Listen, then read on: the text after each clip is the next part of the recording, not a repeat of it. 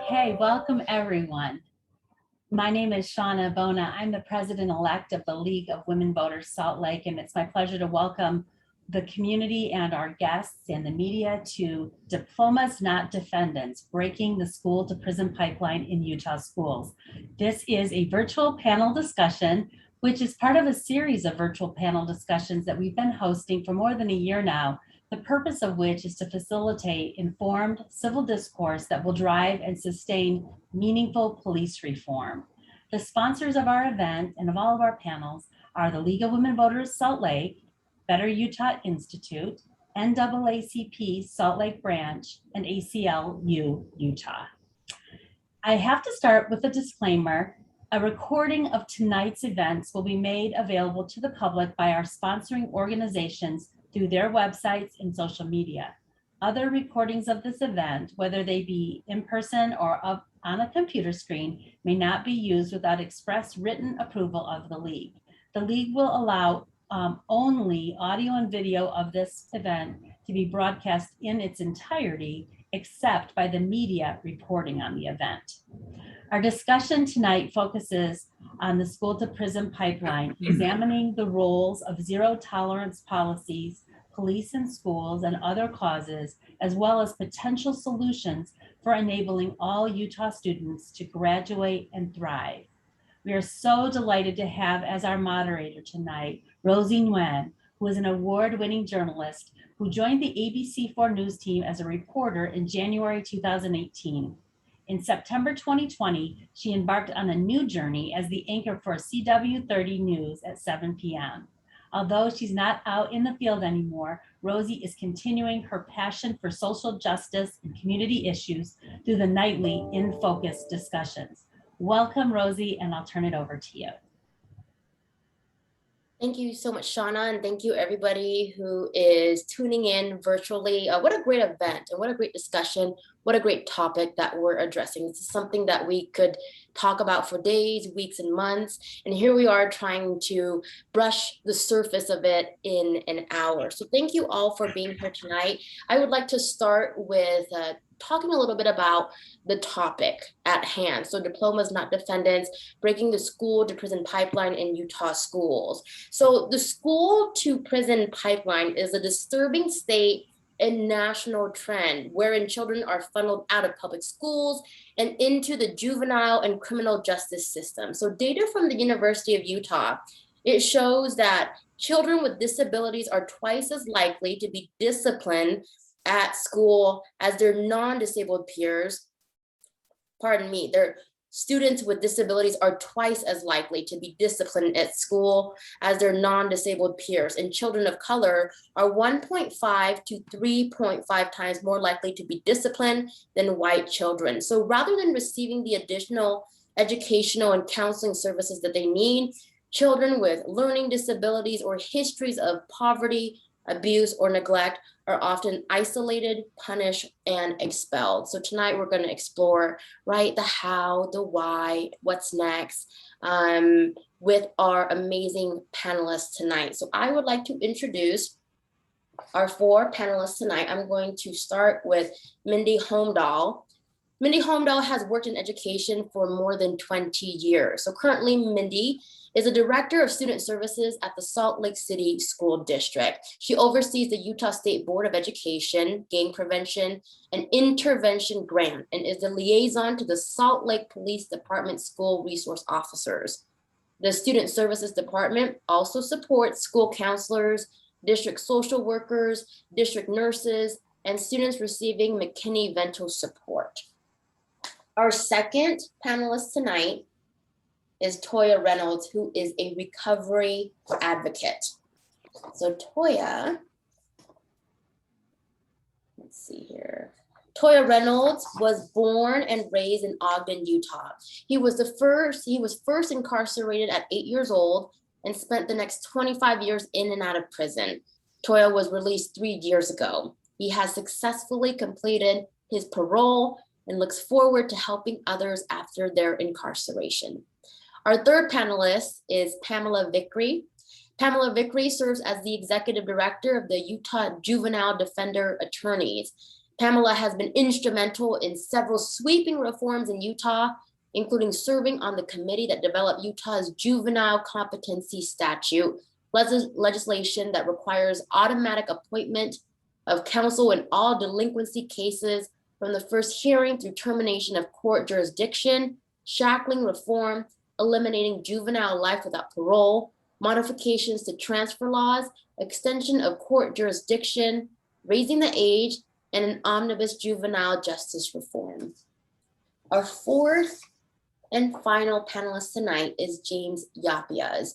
James is an educator who is committed to implementing research-based school reform initiatives that empower teachers, students, and their families. He has extensive experience as a turnaround principal with low-performing schools, as he was instrumental in improving student performance at several Title I schools. James currently serves as a director of development in the Salt Lake City School District, and he is the executive director of the Salt Lake Education Foundation. James serves also as the education chair for the NAACP Salt Lake branch and NAACP Tri-State Conference of Idaho, Nevada, and Utah. So we have very qualified, very intellectual group of panelists tonight, and we look forward to hearing from all of you. So I would like to start with our prepared questions now. So we have a set of 3 questions that we will pose to all of our panelists. And we would like this to be very organic, very natural, very discussion-based. So yes, I will direct the question to each person at one point or another. But if you hear something that your fellow panelist says and you would really want to follow up with that, feel free to jump in and say, hey, Toya, I want to follow up with that. Or Pam, that was a very great answer. I'd like to chime in. Feel free to do that. It's not going to be so cookie cutter, 1, 2, 3, 4, 4, 3, 2, 1. So with that, the first question of our panel tonight is, in your opinion, what are the key causes of the school to prison pipeline? So really big question, right? Toya, let's hear from you first. What do you think are the key causes to the school to prison pipeline? Well, I think that the people become a product of their environment. And so because of that, the outside influences that they're not getting at home.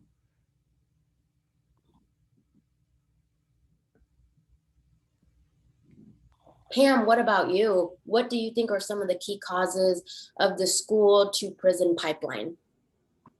So I'm coming at this perspective from representing young people in juvenile court with delinquency offenses. And what we see is that there is a direct connection between school discipline and responses to school discipline and referrals to court.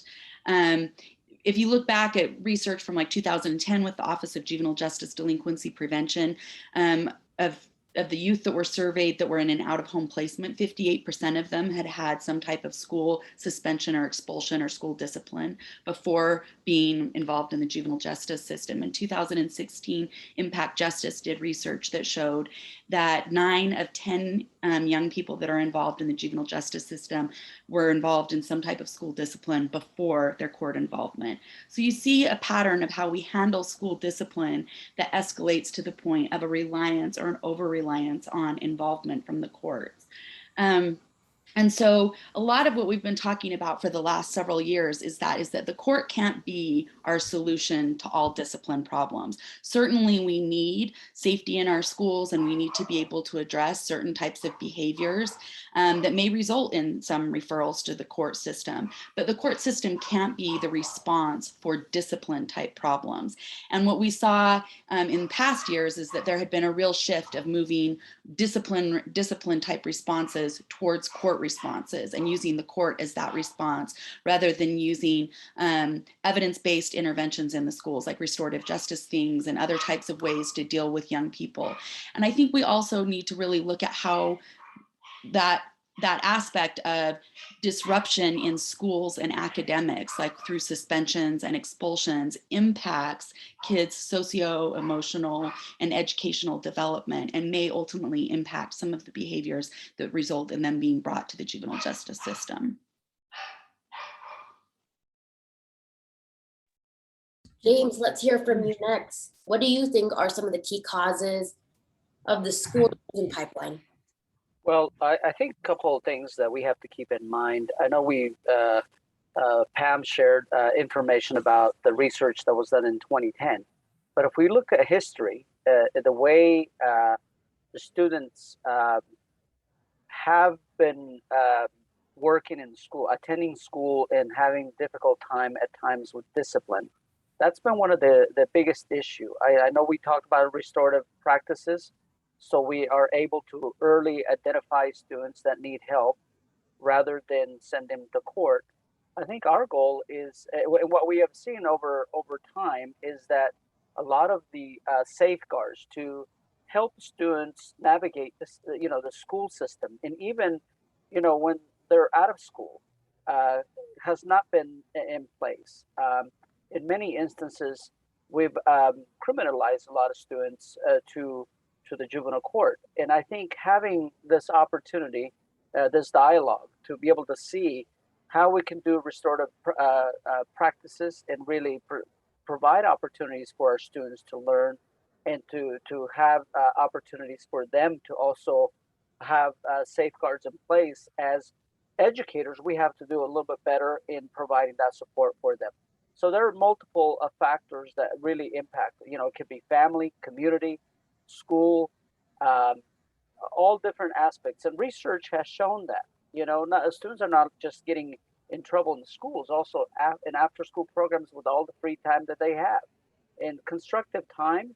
But at the same time, what happens is when they go home and they get in trouble and they have that extra free time, many of our students have had that difficult time throughout the country, and so I think that's something to keep in mind as far as what has contributed to the school to prison pipeline.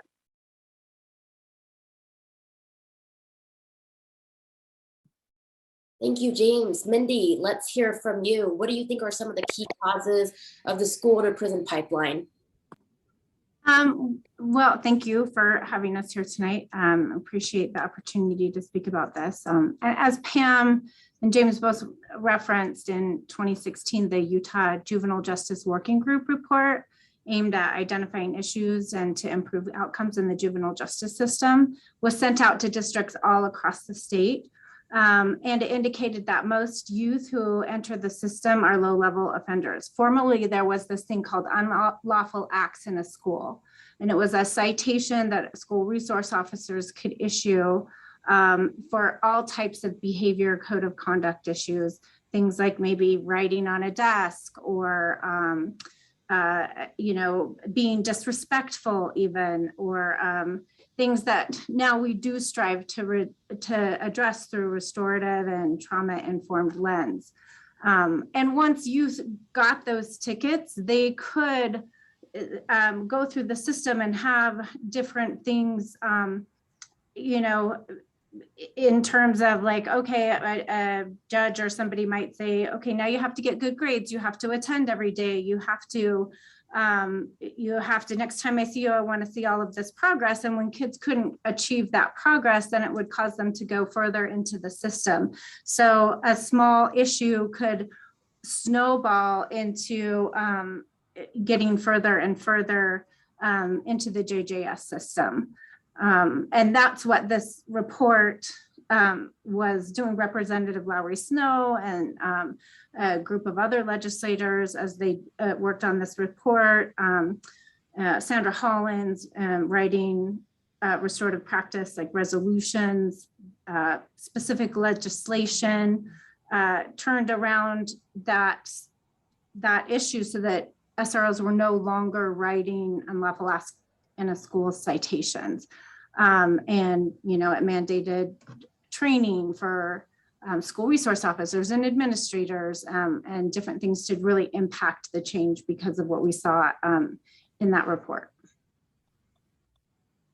I think I want to, if you don't mind, I also wanted to add what Mindy's mentioning.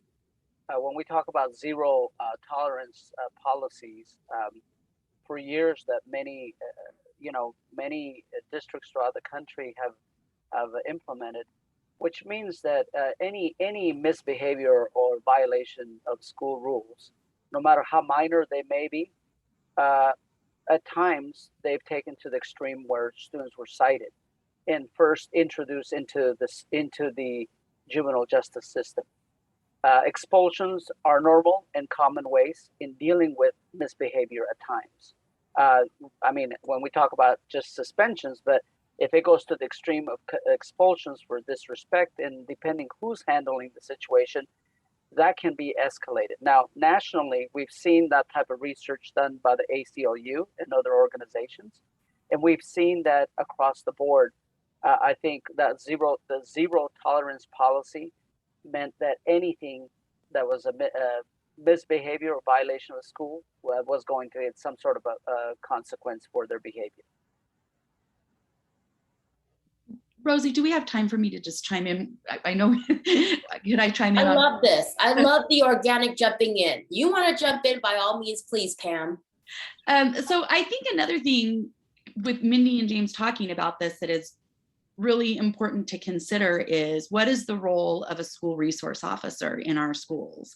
And if you look at historically, school resource officers were brought in to be really more of that a community type piece, or a community intervention type piece Mr. Yapias is talking about, right? To like provide an additional support or something like that to young people. But then throughout the 90s, what we saw is really this shift of moving towards school safety type issues. And then school resource officers are employed usually through local law enforcement agencies. And so that training came from local law enforcement agencies and not through the lens of education, which is why what Mindy referenced with Representative Holland's legislation about training for school resource officers is so important. But I think that we have to continue to ask ourselves, what is the role of a school resource officer, and how do we want to be implementing that? There was a survey that was completed by Libertas Institute in 2020, I think, that showed that 60% of Utahns don't believe that police should be present in K through 12 schools. I think, and I don't want to say that there hasn't been, we've had, certainly in discussions with the legislature, we've had examples of the ways that school resource officers have been involved in trying to engage more through like a community perspective, and engaging with young people and things like that. But I think something that might be really important for us to consider is, can't we still engage local law enforcement as that resource for our schools without necessarily having them in the schools? Because the data with regards to school resource officers does show that schools that have school resource officers nationally have about 5 times higher referrals to court than schools without SROs.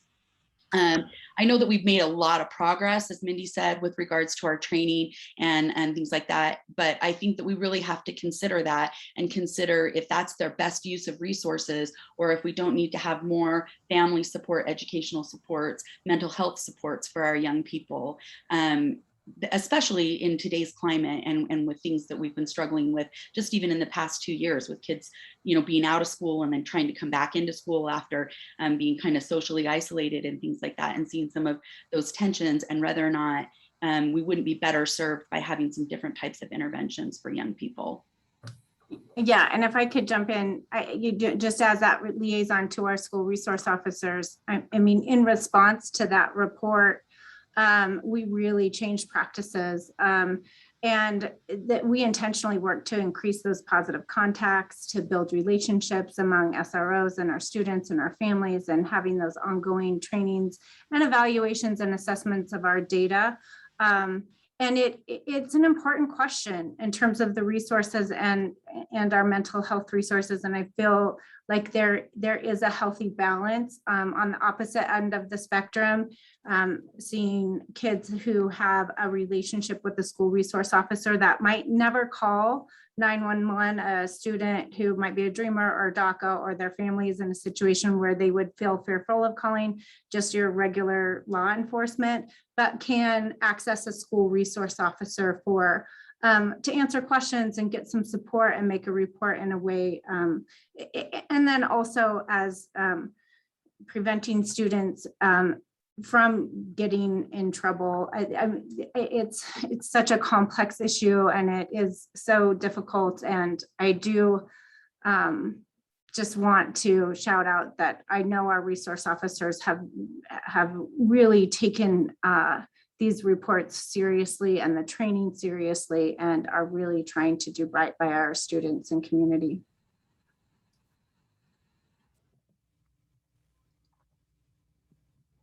Thank you so much, everyone. I love the engagement of that discussion. Let's move on to question number 2. Question number 2.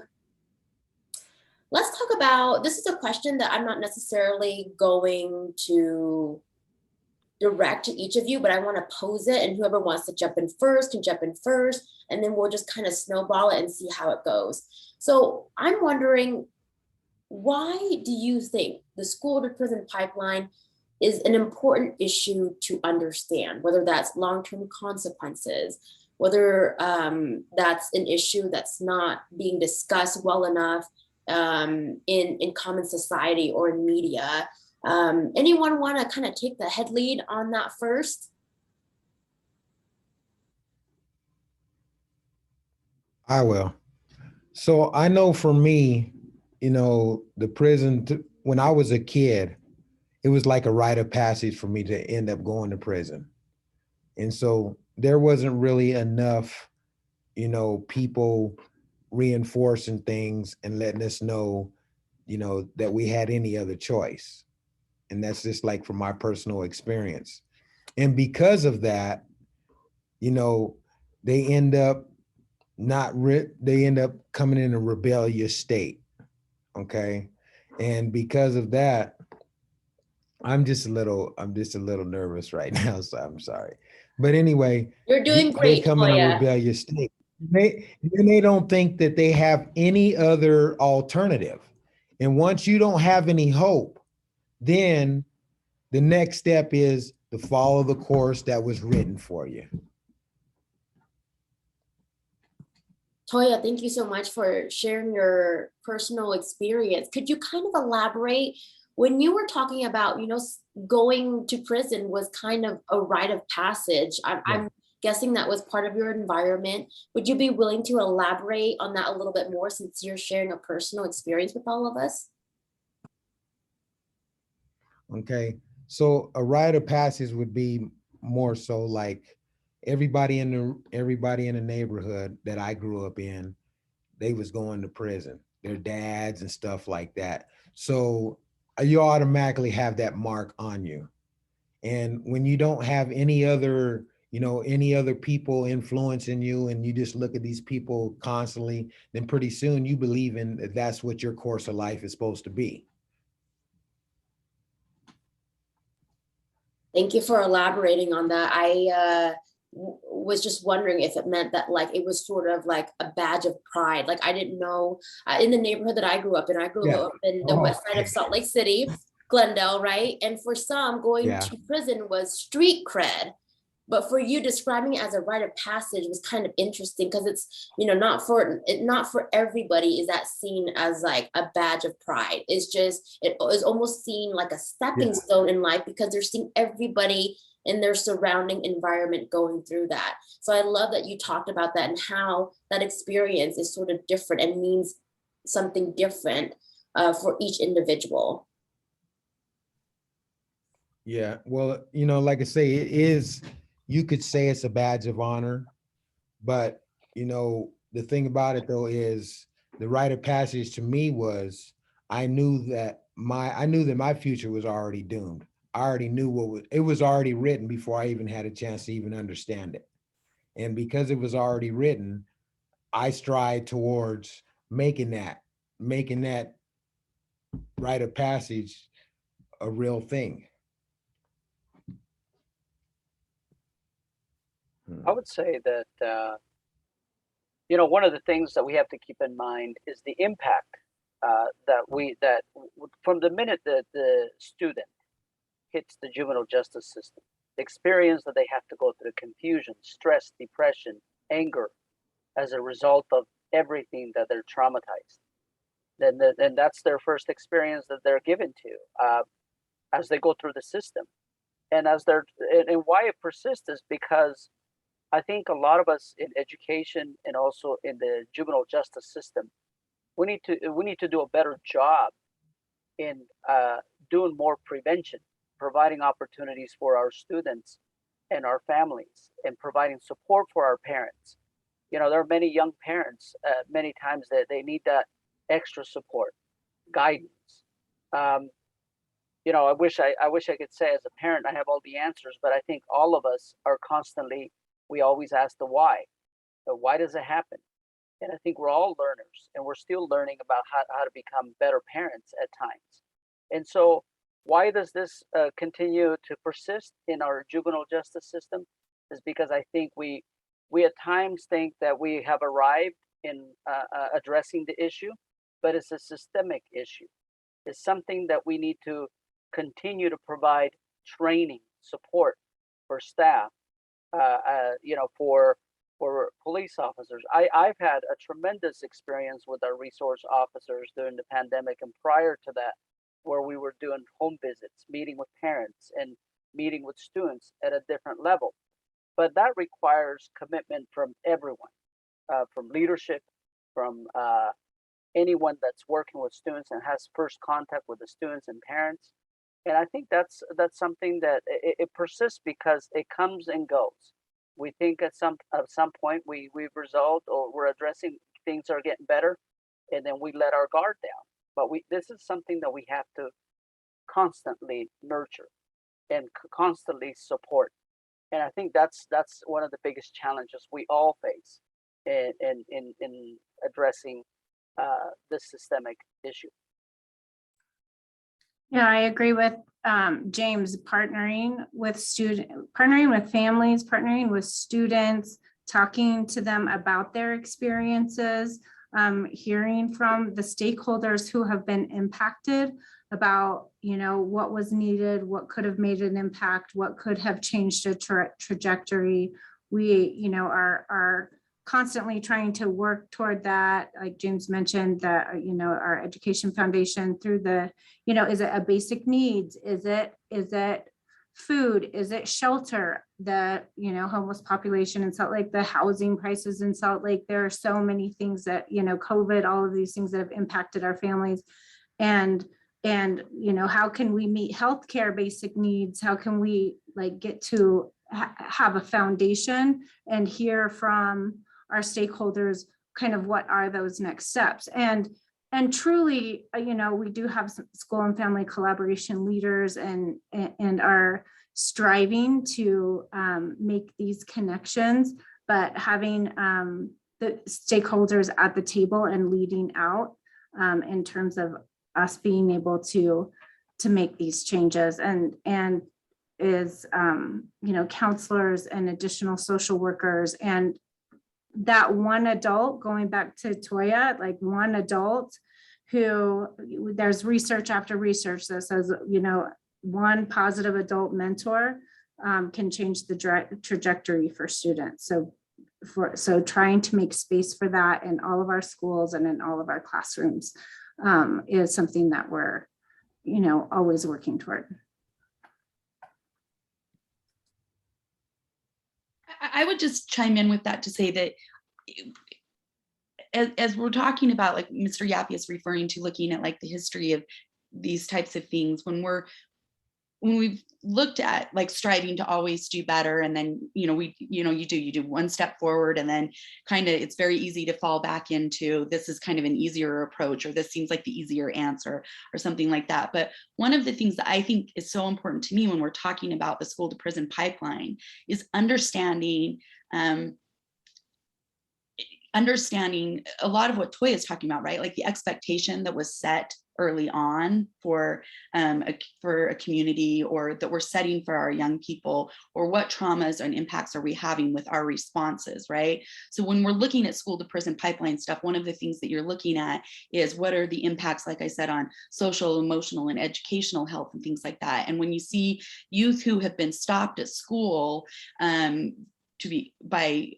for justice related or juvenile justice reported offenses and things like that, they reported that they have more emotional distress during the interaction, that they continue to have social stigmatization after the stop, and that they have trauma after the stop when the youth has interactions that have occurred within the school setting. And so we're creating a pattern of trauma for our young people by interacting through only one lens versus through looking at a lens of how can I help you? What is it that you need? How can I effectively engage with you? Not necessarily always stepping in from this perspective of someone needs to stop, someone needs to discipline, someone needs to, I mean, we need to do that, but we need to do that through talking with young people. Like Mindy is saying, it's that one positive person, but it takes one positive person that's willing to stop, pause, listen.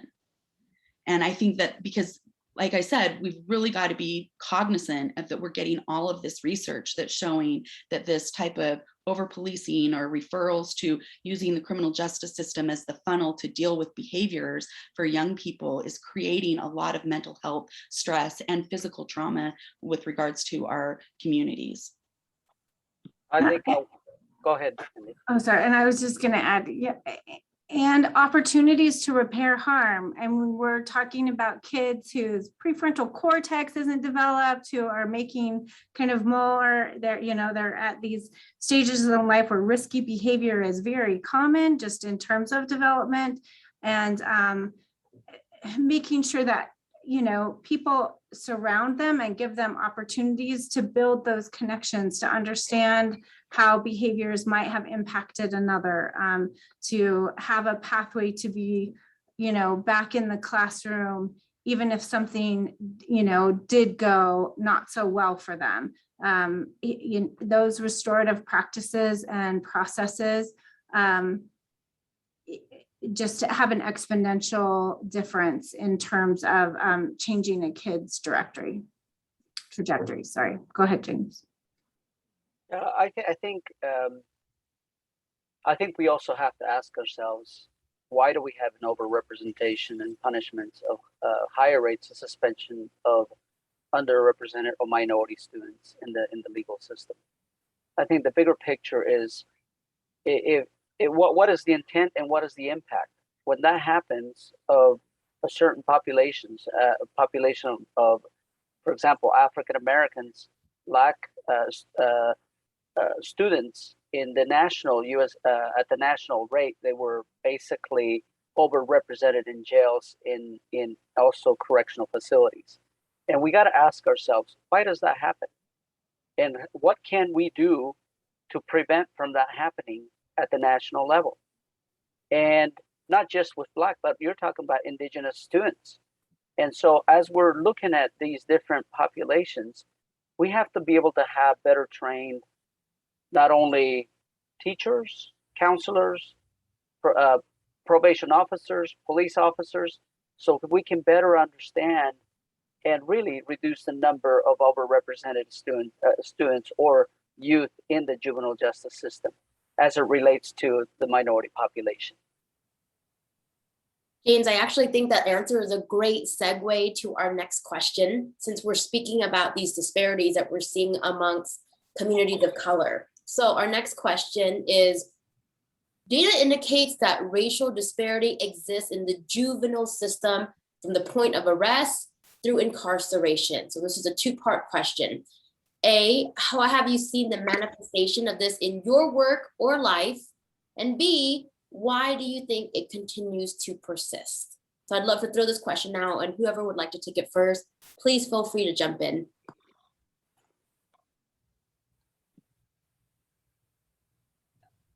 Well, I'll start from my perspective with the court system. Yes, we have in Utah data that shows that we have an overrepresentation of youth of color within the juvenile justice system. And what the data shows is that we have a disparity at the very beginning of the entry into the juvenile justice system, and that disparity increases as kids get deeper and deeper into the juvenile justice system. And although we've had great successes with our juvenile justice reform, a lot of what Mindy was talking about earlier in 2016 with Representative Snow, 2017 with the passage of that, where we changed a lot of the ways that we interact, looking at how we're disciplining and interacting with our young people.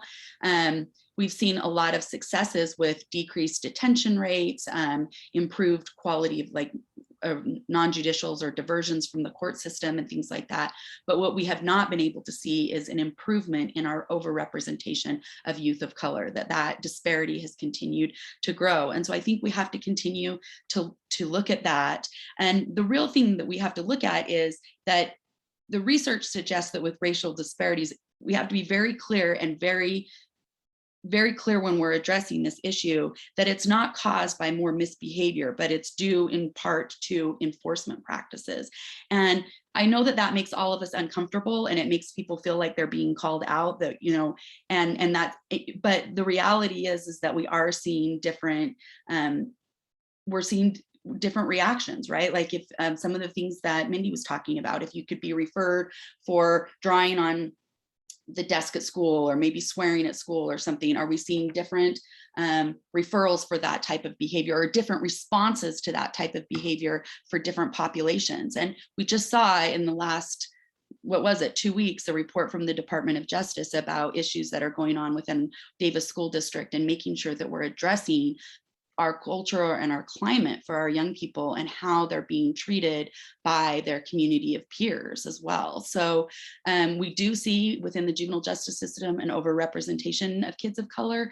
And I think that we have to look at that from all sorts of things. Is that being driven by, is there something in our risk assessment tool that we need to address that might be not looking at things through, might be addressing things or identifying things in a way that isn't looking at things fairly, or how do we need to do that? But we have to constantly be pushing the envelope and trying to understand how is that happening and why is it happening? Because like I said, it's from the research, it's not showing that there's this increased level of misbehavior, but do we have a situation where we're enforcing policies differently in different arenas? I totally agree. I even, you know, like we're always celebratory of data that, you know, in 2013, 14, there were over 500 of those unlawful acts in a school tickets issued.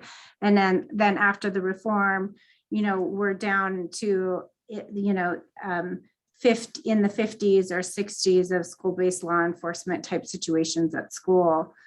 However, in those 50 to 60, whether it's in special education, whether it's in discipline data in our district, there was questions about, you know, who is still getting in trouble and for what kinds of things are they getting in trouble for, and who is still receiving the tickets, like, you know, that it does continue to persist. And I worked with, you know, 80 counselors and social workers today, and we just continued the discussion. We're reading this book. I'll show, I have it sitting right here, Belonging Through a Culture of Dignity, that just kind of discusses that same thing with the wheel of, like, there's an event that happens and we rally and we try to do better, and then it kind of dies out, and then another event happens. But why is there this constant, you know, with over the last 20 years, data that does kind of remain the same in terms of, you know, kids who are having achievement gaps and getting in trouble and all those things. I think another big piece of that is the social emotional learning, having space in every classroom for kids to connect, for teachers to connect with kids, for just these small moments of, they could be small or they could be large moments of kids being able to build those relationships with adults and with each other, so that, you know, we can reduce fighting, so that we can reduce and, you know, those types of issues that do still persist in the JJS system.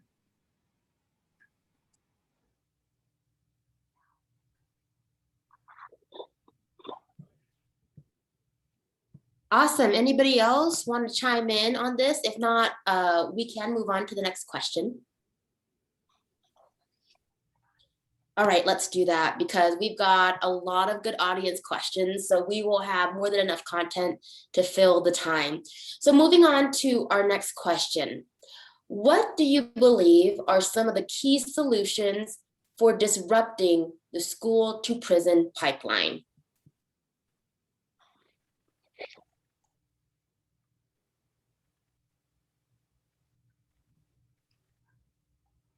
Well, I would say, Sorry, James, go ahead. I would say that the solutions to disrupting school to prison pipeline, we got to start with the system itself. We got to be able to deal with that. Provide better trained. I think I mentioned this earlier, but provide opportunities for training for our resource officers, counselors.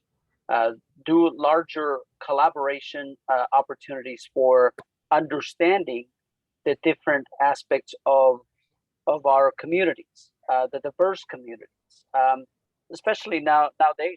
We have a number of refugees coming into our small communities and throughout the state. And if we're not better prepared, what it may look to someone as disrespect or as an issue could actually, like Mindy has mentioned earlier, these could be small behaviors that could be addressed simply by teaching, by supporting, by assisting the students learn and redirecting the misbehavior so that way we can create positive opportunities for the student. Unless we are better prepared and trained to do that and not make it a one-time opportunity training, 3 hours a year, 3 hours a year or half a day a year or a half a day every 3 years. And when an issue comes up, then you have another professional development. Unless we take it serious to where we make this as a part of our day-to-day work and weekly, I think unless we do that, then I don't think we can disrupt that. A disruption means that you have to do something drastic and significant to change the trajectory as far as the school to prison pipeline.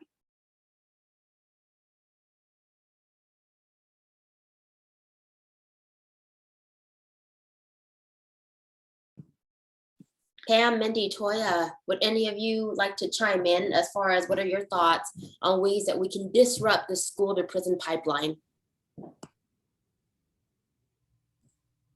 I agree with everything that James said. It's something that we strive to do in an ongoing way.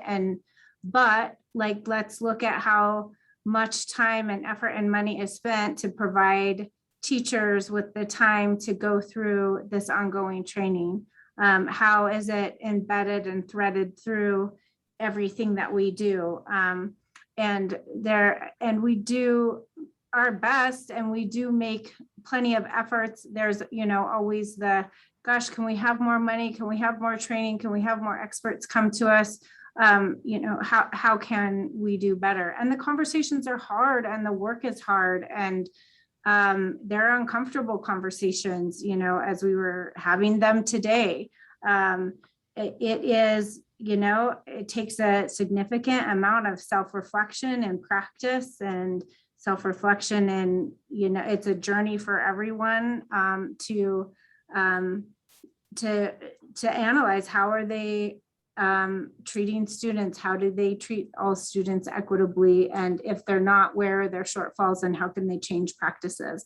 A lot of times we can do that through our data, and we talk about this data, and then we just need that time to continue to train in terms of how to improve and how to do better. But I still go back to its connection. It is that social emotional, it's that time to know your kids, to understand those circumstances, little things like checking in regarding we did a check-in around Halloween, and just so much was learned in terms of traditions and what kids do and what happens. Those moments helped teachers understand each other better, and they help students understand each other better. Just taking that kind of time, and it could be centered around academics as well. Hey, what's my goal for this week? And then that check-in, hey, did I accomplish my goal? And kind of, accountability. We do have some classes through gang prevention and intervention. They're called Techniques for Tough Times. They're classes that are all about, like, how do we teach self-advocacy? How do we teach problem solving? How do we just those like social emotional skills? That's a specific class that's taught in middle schools and high schools. And then other social emotional learning that counselors and social workers are doing to just kind of improve skills and try to reduce these disparities. But it is that just ongoing training and self-reflection. I have a couple of thoughts. Toya, were you going to say something though? I thought I didn't want to cut you off. You were going to. Go ahead. Go ahead. Oh, well, I just, to follow up on that, I mean, from my perspective with disrupting it is we really just have to stop and look at what is our discipline approach with young people in schools? And to that respect, how are we resourcing our schools to change their discipline processes, right? I mean, like what I was referring to earlier, when I first started practicing in juvenile court over 20 years ago, yikes, 20 years, there, like I said, I think there was a real reliance between and it was viewed as this really great collaboration and collaborative effort where there was schools working with the courts and kind of communicating about things, and collaboration is always a good thing. But what happened is you got this over reliance on that's what our response to a problem will be. And then as we've started to change and shift practices, I think it's been really hard because we haven't really focused a lot on how do we resource our schools with what does a restorative justice practice look like? What are things to help teachers understand and recognize that they're responding to something that might be driven either through implicit or explicit biases, or how can they de-escalate versus engage in different ways, or how can we work with our school resource officers to create very, very clear boundaries about when they should be involved in situations and when they should not, and improve that training and things like that are going on to make sure that they're engaging with students in these positive ways. And that, so to me, it's really this conversation of that we're expecting schools to change a behavior that we've really been creating since the 90s, right? I mean, it's been building and kind of been going that way for a long time. And then we're wanting to change that. And what we really need to be doing is saying, as we're changing that, let's make sure that we're effectively resourcing our schools with the types of trainings and employees and things like that they're going to need to be able to shift the way that we're interacting with young people and families. Thank you. Toya, I'm going to put you on the spot. So you're the person who has personal experience here. I want to know, when you were going through the adversities in your life, now looking back, what are some ways, what's some advice, what are some things that maybe would have helped you along the way and prevent you from being a part of the school to prison pipeline? In your opinion, what can be done, right, when it comes to us thinking about solutions? Well, the thing about it though is when I was growing up, which was in the 70s, it's quite different from now. But, the simple fact that the people that tried to get, because I had all kind of like, big brothers and they coming out and taking me out, but they didn't speak my language. And because they didn't speak my language, we couldn't relate to each other.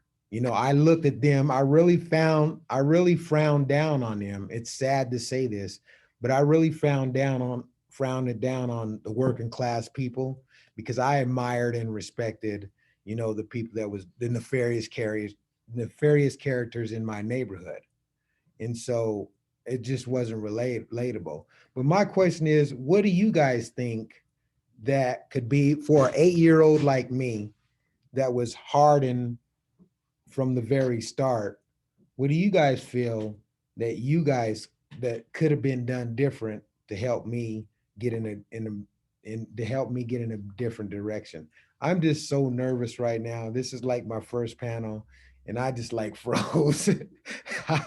I'm not gonna lie. I'm just being honest, because I'm sitting here and I'm listening to all these intellectuals, you know, and they're citing this and they're citing that. And all I have is real life experiences, but I haven't been able to express my experiences because, I'm froze. So I totally apologize. But that's my question to, what would you guys think a 8-year-old black guy, an 8-year-old black young boy that is already in the system, is already getting in trouble, what do you guys feel that you guys could have, what was the solutions to reaching me? I think what it comes down to is relationship, understanding where you're coming from, understanding your background, and compassion, because a lot of us lack that. And when I say that is when we can't relate to your experience, to your personal experience, and to your family, where you've come from, then we lose that sense of humanness. And I think what we need to realize is how your difficulties and the difficult times you've been through are things that I may not be able to understand where you, I might not be able to know what you're going through, but I can understand it and empathize with what you're going through and help find ways to help you. And I think that's something that requires training, requires time. And I, time and time again, as a principal of an elementary school and middle school in the past, I faced, I've met with parents. They've asked for help. And I think sometimes the parents themselves don't know what to do. And I think that's where we have to be able to find the resources, have to be able to train our staff better. But then once, when we're trying to prevent and disrupt the school to prison pipeline, the school starts the process at times, but then also once they get into the system, the juvenile court system, that process in itself, it's another layer of difficulty, because once they have a charge, they go to another court, and then they go back out, and then they go to court again, and then again and again. And so by the time the student comes back to us, that student may have missed 30 to 40 days already, and they're so far behind. And whether you do home detention, whether you do JJS, whatever it may be, I think the challenge we face is across the board. You've got to be able to take a look at our resource officers, the juvenile court system, how they work with students, and the types of sentencings that they do, the number of days. Is it, are they taking a look at what they're doing with regards to incarceration and all that? So all the way across the board, the system has to be taken a look at. But I do, going back to your question, Toya, I think we have to be compassionate and understand where families are coming from. Yeah, thank you. I would also just say,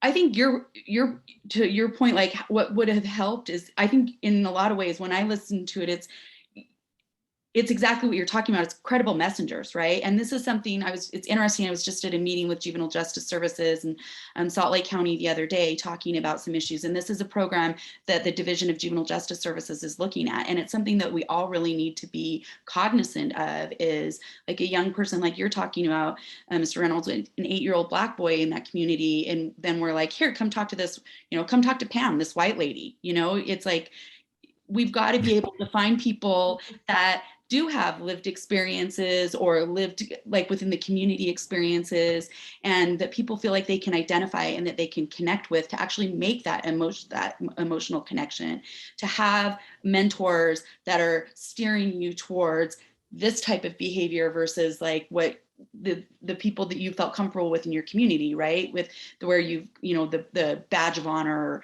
the rite of passage type situation. And so it to me is it also included in a conversation of, as those of it, like with my office, we're always looking at how do you look at diversity and inclusion, right? We need to have defense attorneys that are working with young people in the system that look like and reflect the community that we're serving. We need to be cognizant of those things within our schools, with counselors, with the young people that with the people that we're engaging to work with our young people, so that young people feel comfortable and like that they can identify with the person that's reaching out to them. Because the other thing to keep in mind is that the court system can get involved, but ultimately the court system steps out. So the goal really is to say, how do we connect a young 8-year-old who's struggling with their community, so that as the court system steps out, there's still a community of support for that young person, right? Versus we've stepped out and now you're on your own, but we piled on a bunch of stuff, but now we're out. Good luck to you, right? So I think it's building those types of communities and those types of supports within communities, so that we realize that we have this incident, but then when we're out, there's still this other support there. And I would Yeah. also just Well, add identifying your strengths, you know, just sorry, Toya, just like what were you into as a kid? Like, could we have like gotten you into like whatever it's like, sometimes it's just through that PYP program that we have, it's just providing experiences. Those protective factors tend to be sports, tend to be, you know, academics tend to be something that like saying, hey, you have this skill set as an 8-year-old, how can we capitalize? How can we like give you a place to shine in the classroom with the strengths that you bring to the table? Yeah. Well, me personally, I had both sides of what you're talking about because, you know, I was a very gifted athlete all my life. I started at 7 years old.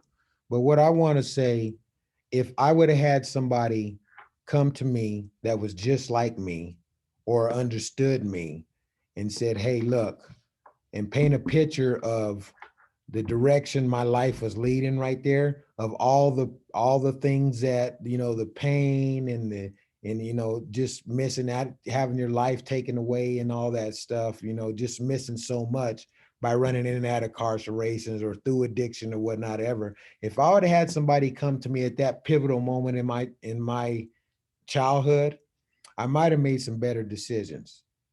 You know, that's the one thing that I know, is that a lot of people don't know what they're getting into.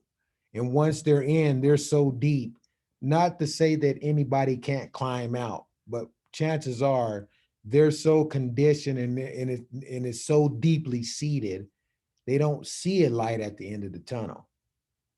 And so, you know, like I said, if I would have had that, then maybe, you know, things could have been different, you know. But I believe that everybody has a choice, because there has been a lot of people that has been in worse situations than I have, and they turned out good, you know. But at the same time, you gotta understand that when you're not as developed as, you know, other people, you know, you have a tendency to, you know, not have the confidence, not understand things the way it should be understood, to assimilate it in the right way.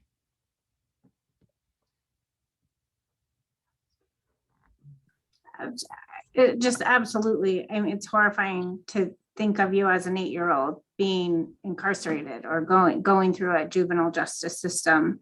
I don't, you know, choice at 8 is, you know, like just, I just hope that, I hope that we have better systems in place to support kids, because, you know, I'm so sorry for that experience and that happened, and you're amazing. And it's, you know, and when you said, oh, I froze or whatever, you are exactly who the schools need to hear from. You are exactly who kids need to see, you know. So my hope is that we can do more of that, because that's where it's at. You are the stakeholder. You are the person. So thank you for being here. Yeah, I I want to appreciate echo that. that, Toya. Like, we interviewed you on live television about your life, and you were spectacular. You are still to this day one of our favorite guests that we've ever brought onto the show. And I want you to know that, like, your perspective here in this panel is vital. Like, we can't just have all professionals here. We need the person with the personal experience here to be a part of this conversation. And so, I understand. I understand why this type of environment can be uncomfortable at first, but I just want to say that you're doing awesome. We are absolutely enjoying hearing from you. And it reminds me of how many of my childhood friends who are still my friends to this day, told me that their 5th grade teacher, their counselor, told them they would never graduate from high school, told them they would never amount to anything. And it just perplexes me that an educator would ever say something like that to their student, no matter how bad their student was struggling or acting out. And I know I'm just a moderator, but I grew up around many of my peers who, went through the school to prison pipeline. And I just wish that a lot of the professionals that were around us would understand that sometimes misbehavior is just a projection of a deeper problem that's going on at home. Like, my peers who were shoplifting, they didn't have food to eat at home. My peers who were joining gangs, they didn't have a sense of community and family at home. My peers who were becoming the class clown, who were acting out against teachers and thinking that was a cool way to make friends, making people laugh. They just felt lonely. They wanted a sense of belonging.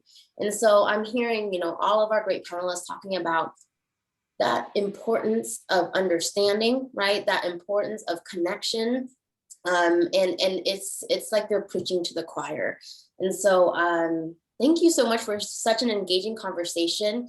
The last hour has flown by, and it's actually time for us to answer a few audience Q&As. And so we've got so many great ones. I don't think we can get to all of them, but I am going to just randomly pick a couple. I'm going to pose them, and whoever wants to jump in, feel free to jump in. Our first audience Q&A that I'm going to pose is from Kristen Estradas. So Kristen asks, are there any ideas, options for peer-to-peer mentor type situations in our schools?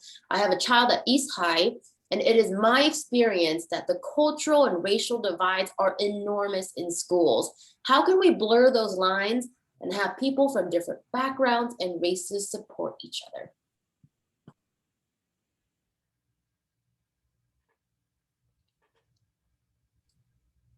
My hope, again, is just going back to that social emotional learning and providing those spaces within the classroom. Because we can do that. We can have time and space for kids to be able to connect and see each other. That Techniques for Tough Times class is intentionally enrolled so that kids can connect with each other.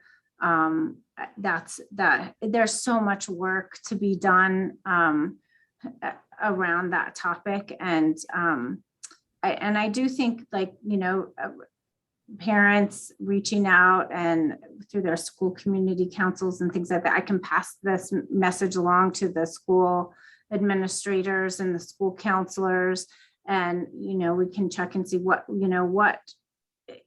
how can we create more space, whether it's at lunchtime or after school or within the classrooms, because it's, we know that it can support kids.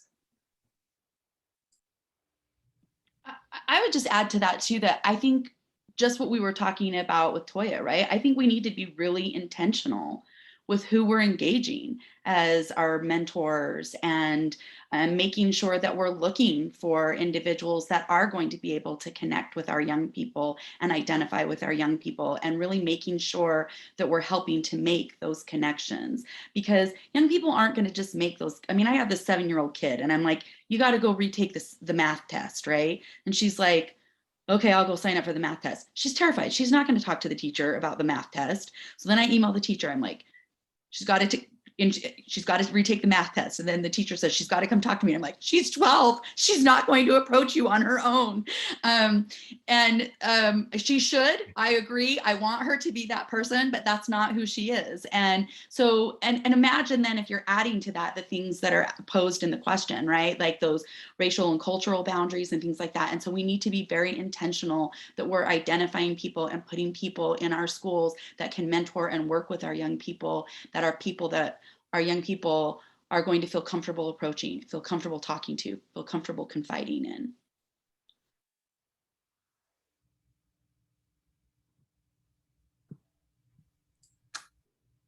All right, our next question is from Nikki Norton. Nikki asks, how do we get white people to understand racism better when we've seen so much resistance to this type of education?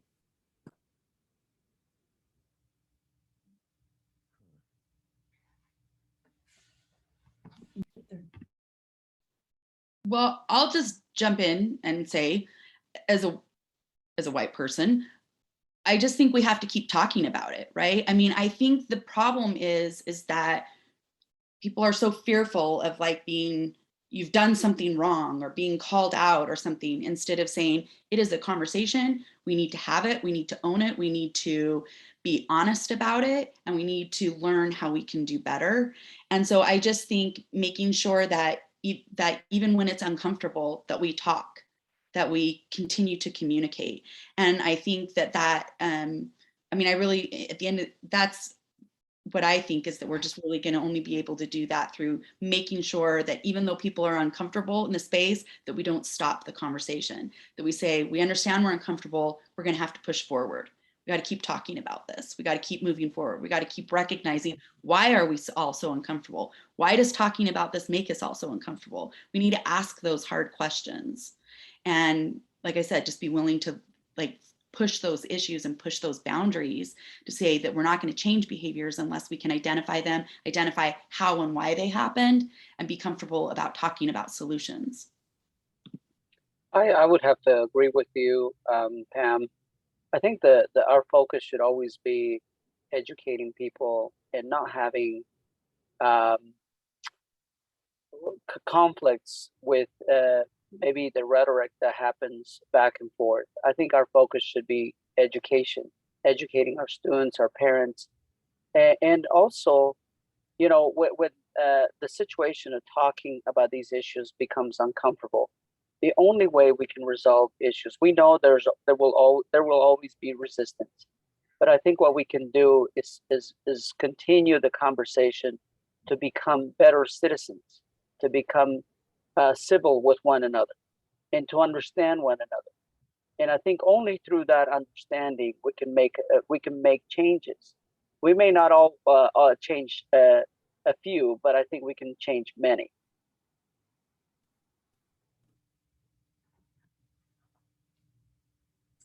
I agree. And just a shout out again to just that time and space for the ongoing training. And that it's embedded, that it's not just a day, like you were saying, James, it's not a day event. It's, you know, we're talking about it in staff meeting, we're talking about it when we're evaluating data, and it's training for people to be able to have those conversations within their school buildings and within their staff meetings. You know, yeah, it really does require the investment. It's always a shout out to legislators. Hey, more money. It's always helpful. All right, I'm kind of jumping around in the Q&A just to spice things up, keep the audience on the edge. Is my question going to be asked? Is it not? You know, that way, if you're going in order, they don't know whether or not their question will be asked or skipped. So our next question comes from Aurora Green. Aurora says, really appreciate Toya's perspective. What hiring initiatives are Utah schools taking to ensure students have someone they can relate to or who speaks their language, as Toya so importantly pointed out? So maybe this is a question for Mindy and James, maybe? you know, I know we have initiatives through the state, you know, the Utah Board of Education. It's called a Grow Your Own, and it's essentially like scholarship programs. There are scholarship programs for students to become teachers. There are scholarships as well for paraprofessionals from the community to go to get teachers' licenses and counseling licenses and things like that. Specifically to HR, I would have to invite our executive director to HR. I know that you know, people are always looking for counselors who are multilingual, you know, speakers who relate to and are graduates of Salt Lake City School District. Like that's the ideal employee, right? People who have grown up in our town. And but like, I hate to speak too directly to initiatives without having our HR director here, but maybe James could add. Yeah, I would like to say that across the board, we are experiencing one of the hardest employment situations in the state of Utah. We're short with substitutes. We're short with paraeducators, group leaders. And we are actively, every day, we are making an extra effort to look for anyone who wants to work in education and contribute. And, you know, if you're looking, and I'm just going to plug this in, Salt Lake City School District is hiring paraeducators, you know, substitutes, teachers, and to just look for those schools. And if you want to make a difference, obviously, please join any of the school districts statewide. I know that there is a great opportunity there for you to be a mentor, a leader, someone that you can relate to. Any of you can, you know, anyone who's willing to work in that capacity can be a mentor. As a matter of fact, our paraeducators, we were doing some training today with several of our employees, and we talked about the power in you, the power in one, meaning that each and every one of us have the power to make a difference at whatever level, the custodian, the cook, the paraeducator. So all of those things are significant. And we hope that anyone that's willing to work will apply for any of the districts statewide, because we have a shortage all the way across the board.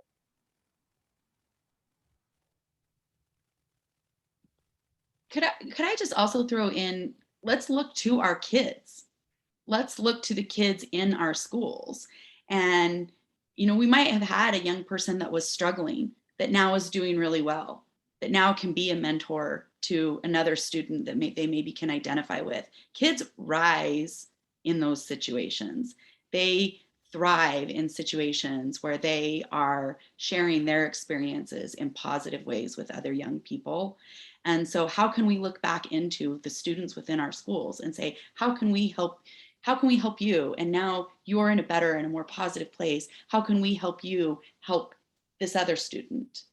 And how can we create a culture of support amongst the students within our schools, both with students that are of their same race and ethnicity that they identify with, but across those boundaries as well. But there's a lot of support and there's a lot of strength with our kids if we can figure out how to tap into that.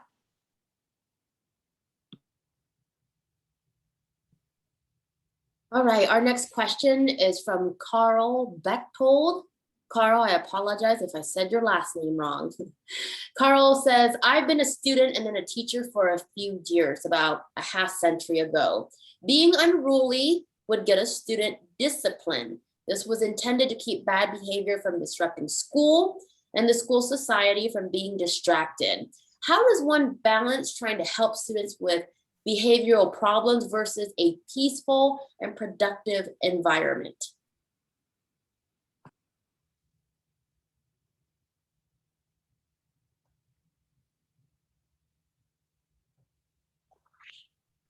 Sorry, I found his question, so I'm reading Carl's question, and Some of these questions are very detailed. I'm impressed, but it's one of those questions you kind of have to hear it again.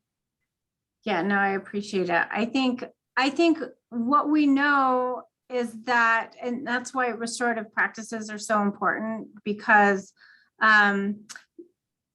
students getting disciplined doesn't work, right? And it doesn't work for, it might work for the small group of students, but we know that it doesn't have the outcomes that we want it to have, like hence all of these different reports that, we've been referencing.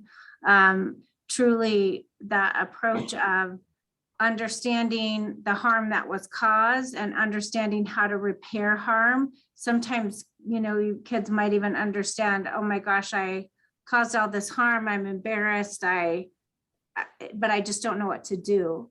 And providing space for kids to be able to re-enter communities, re-enter classrooms, and have processes that allow them to take accountability, to understand and be accountable to their peers and to whomever the harm was caused.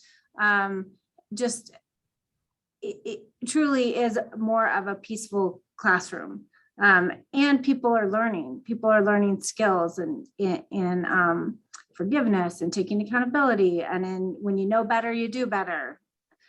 Having those types of opportunities within the school system.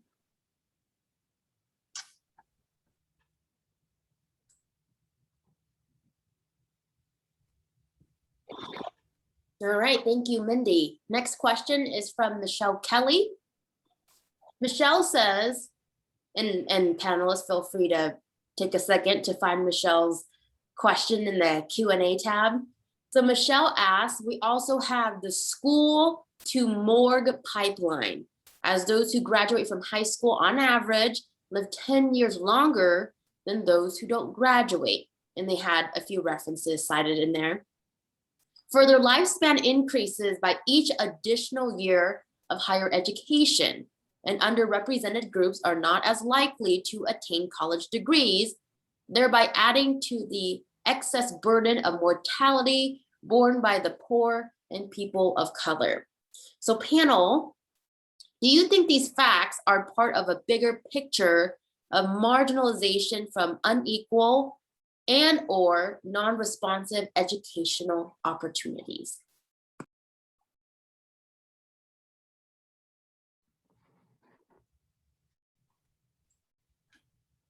When I see those facts, I'll just go for it. Please interrupt me if you have something to say. I'm just like, I think of ACEs, adverse childhood experiences studies, and that study was all about the medical impacts of trauma, the medical impacts of exactly what you've just described, like how these outcomes and health and life outcomes can be better.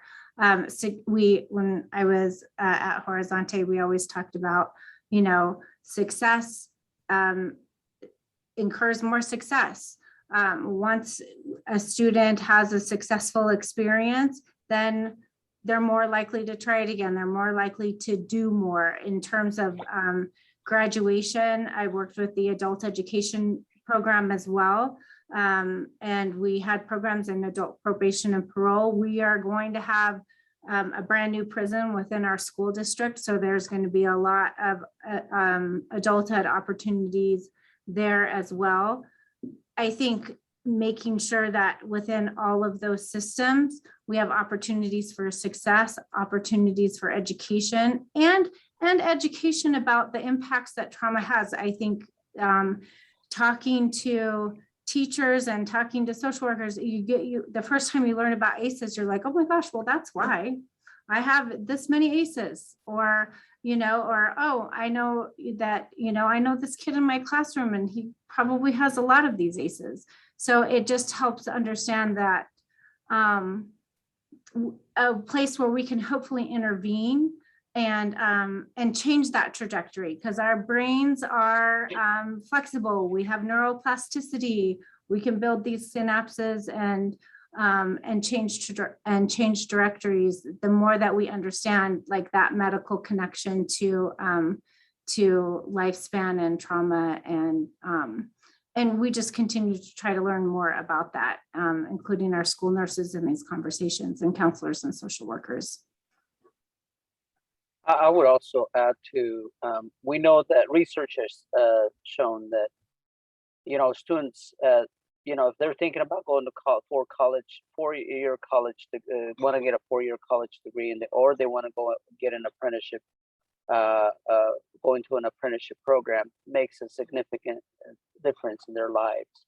I think opportunities for more education certainly has a profound impact lifelong, so I think the more we educate, the support them, provide them these opportunities early in life with job shadowing, concurrent enrollment classes in high school, so they can see the potential. They can be apprentices they can be electricians. They can be a number of different, it doesn't have to be a 4-year college degree, but what's important is providing opportunities for them, providing opportunities where they can learn, and also making sure that they understand that there's a place for them at every level. And so I think those are it does make an impact in their lives. And I appreciate that question, because I think those are the types of things and questions we need to think about long term. What's the impact?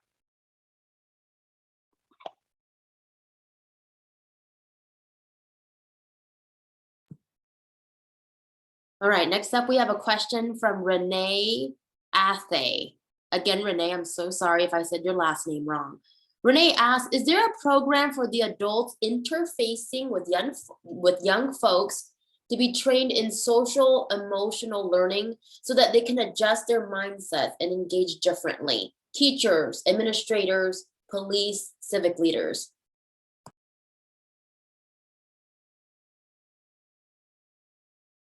Our district does engage in social emotional learning. We do have curriculum that's K through 12, or even probably in our pre-K programs as well.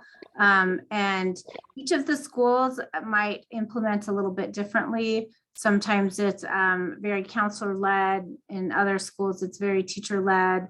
But building that common vocabulary, continuing to build that common skill set in terms of how do we deal with stress. We have a program called Inner Explorer, where kids learn mindfulness. We have mindfulness-based stress reduction classes for educators as well. And then we have a SEL framework that's on our website that also goes through, it's aligned with CASEL, which is an organization all about social emotional learning. And in it is a K-12 map of what are we hoping and what are we working with kids to be able to do on that social emotional spectrum. That's all the way through. You can find it on the educational, if you go to the EESS website, it's at the Educational Equity and Student Services website. We have a social emotional learning director, and she works with schools regarding that curriculum as well.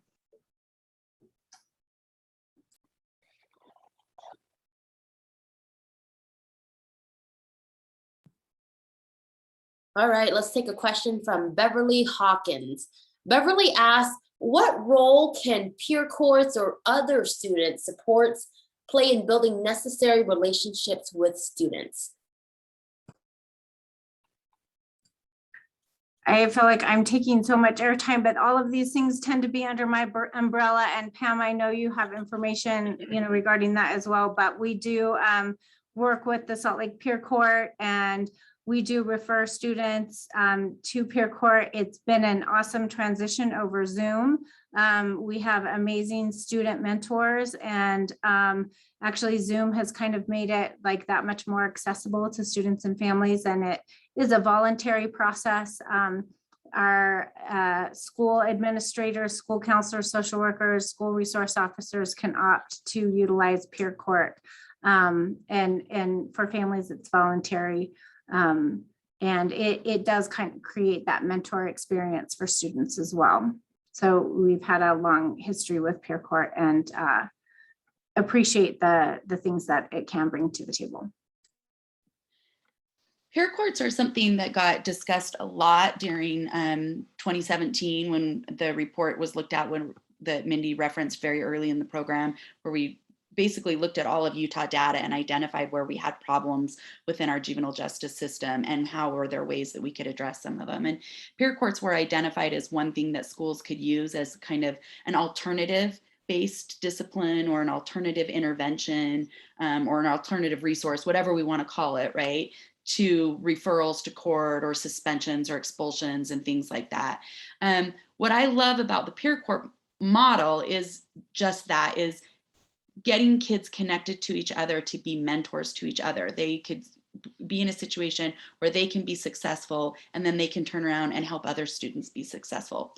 I will be honest, I'm not totally in love with the idea that what we're doing is trying to say, let's stop relying on the courts. So what we're going to do is instead have pretend court in school instead of having, I wish sometimes that, and that's not a knock on peer courts, because they've, like Mindy said, they've done really great work in this space and things like that. But I would like us to see expanding that outside of pretend court within that situation to really what we're trying to get at, which is how can we create a space where students need some type of an intervention or need some type of a resource, and they come into this space and then they build on that and can turn around and give back.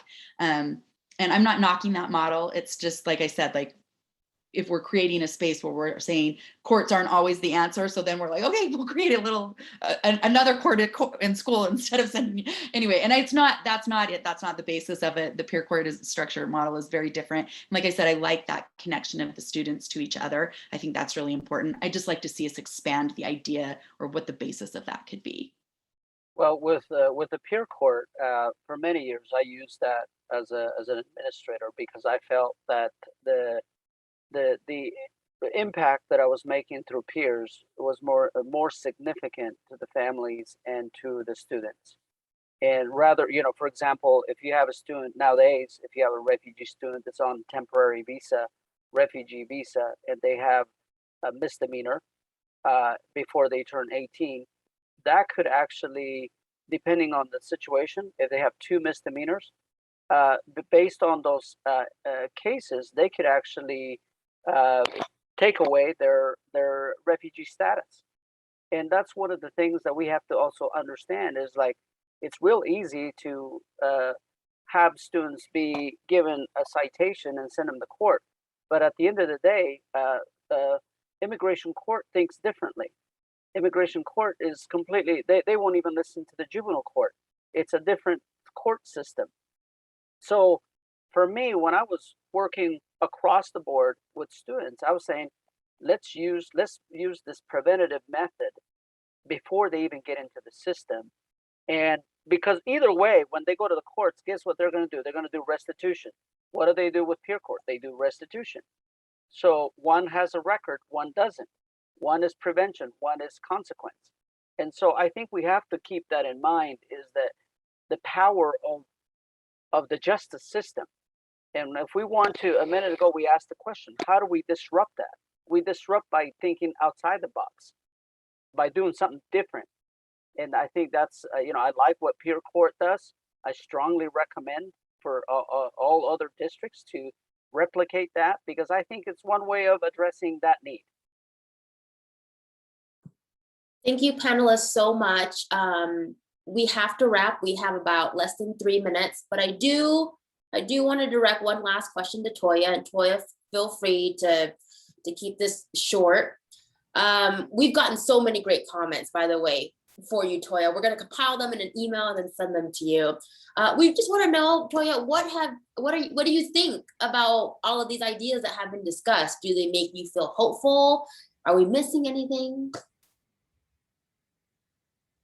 I've received a lot of information, and I just know that I have to start being more active about, if I plan on being involved with these panels and things like that, I have to educate. I got a lot of education because I'm like a fish out of water. So, but it has had an impact, and just sitting here listening to the things that was spoken over today, it just helps me see just how far we got to go. There's a lot of progress going on, but in me as an individual, You know, I have to grow a lot too. And it's because of you guys. And I appreciate, you know, all your opinions and things like that, and just bearing with me, you know. So thank you. It's been very informative for me. Thank you, Toya. And I think we can all agree that we are all constantly learning from each other. We're all, right, fighting the good fight in different ways, whether it's social justice, right, like racial equity, women's rights, LGBTQ issues, education, COVID-19 disparities. We're all fighting the good fight together, and we're always learning from one another. Thank you to everybody. That is our time. So I would like to wrap. First off, I would like to thank all of our panelists. You all have been incredible. Mindy Holmdahl, Pamela Vickery, James Yapias, Toya Reynolds, thank you so much for spending time with us tonight and sharing your insight with us. I would also like to thank our sponsors, the incredible organizations that are behind the event today. We've got the League of Women Voters of Salt Lake, Better Utah Institute, NAACP Salt Lake Branch, as well as the ACLU of Utah. And thank you to all of you who tuned in and joined us for the discussion tonight. We've got about 40 to 50 people who are tuning in live via Zoom, and I know there's probably more on Facebook, and then more who will be watching this discussion after the fact. So we appreciate you for joining us. Thank you so much and have a good night, everybody. Thank you. Thank you.